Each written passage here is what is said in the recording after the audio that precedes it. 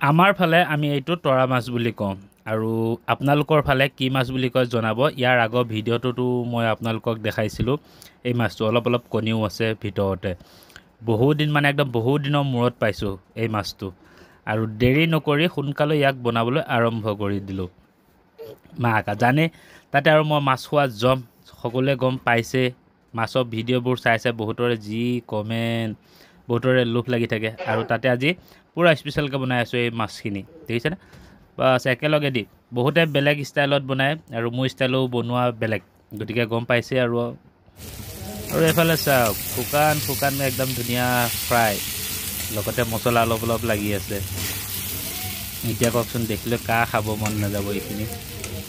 এইটো পিচটো চাওক কি ধুনীয়া সিজিছে। তাৰমানে এটা মাছে ধৰি লওক 3 পিচ বা 4 পিচ এনেকুৱা হৈছে, বেছি ডাঙৰো পৰা নাই। এটা মিডিয়াম চাইজৰে মাছ। তৰা মাছটো জানে আৰু কিমান দীঘলনো আৰু সৰু চাইজৰে হয়, কিন্তু সোৱাদ কিন্তু ক'ব লাগিব।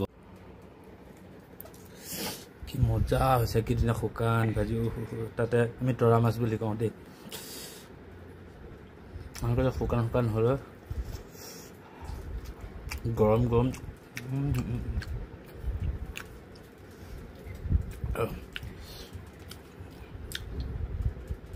মোৰ মানুহজনীয়ে কেমেৰা ধৰি আছে। তুমি খাইছোৱা গৰম কম সোমাই জুতি চোৱা কেনেকুৱা লাগে।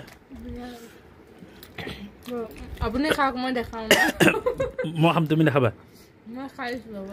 কেনেকুৱা লাগিছে? পোকত লাট মাৰিলেও উঠি নাযাবানে ভাতৰ লগত খালে? কিয় আকৌ পোকত লাট মাৰিব? কথাটো মানুহে যে কয় যে